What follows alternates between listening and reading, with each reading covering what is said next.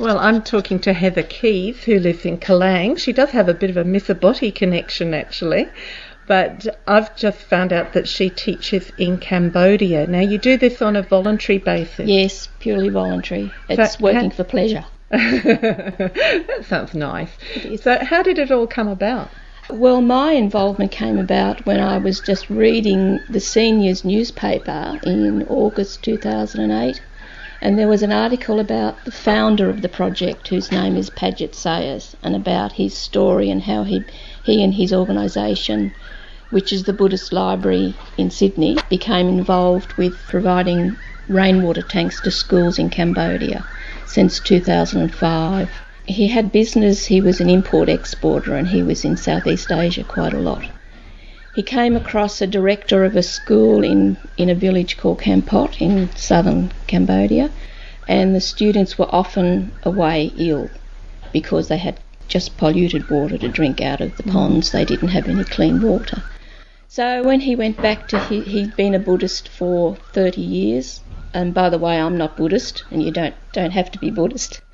So how did you actually get involved in this program? Well, I read the article in the paper in 2008, and they were asking for volunteers to teach English, computer and sewing.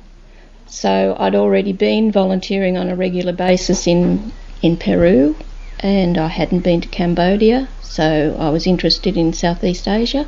Do you have a background in teaching? Teaching shorthand, typing and judo. Oh, well, you're highly qualified. in another life. Yeah. Shorthand typing doesn't exist anymore. No.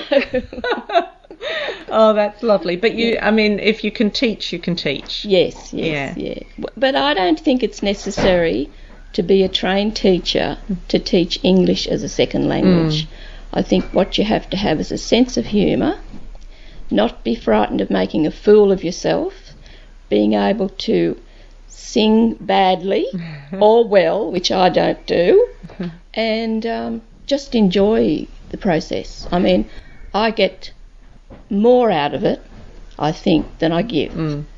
And volunteers will often say that, won't they? Yes. That's wonderful. What's the name of that organisation? The Buddhist Library Cambodia project. Did you say you're involved in another one as well? Yes, Peru's Challenge, which is run in Peru, in the Andes near Cusco in Peru. And I found them when I went to South America to celebrate my 60th year by trekking the Inca Trail, which in itself was quite... Good on you. You survived. Anyway. I survived, yeah. If I'd known it was going to be so hard, I never would have taken it on, but I'm glad I did. Yeah. Good. Yeah. So when you go to Cambodia, how long do you go for? Between 4 and 6 months. And how often do you go? Every year. And do you have to bear all the expenses of travel? Yes. But once your fares are paid for, and the fares are getting cheaper every year, it's very, very cheap to live in a developing country.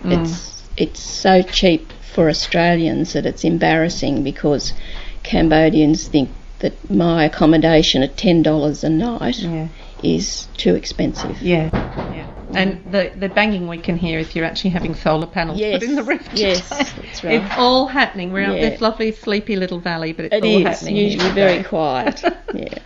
Now, your organisation is looking for more people to do what you're doing? Yes, always. What should people do if they are interested? They can either phone or email me. My phone number is 0266551458, or email heathermkeys@hotmail.com, or look up the website of the Buddhist Library Cambodia project. So if people don't actually want to go to Cambodia and teach children, how else can they help? They can donate to the Buddhist Library Cambodia project, and that's details are on their website. Any young people who would like a pen friend in Cambodia can contact me, and I'll put them on to some young students. Great. So that's ideal for a class, maybe. The teacher might want to get the children writing. That's right. Yeah, and expand their world a bit too. Yes. And it gives our English students, because all our classes in Cambodia are free to the students, and they're conducted outside school hours, which can be 6 o'clock in the morning or 7 o'clock at night. Yeah.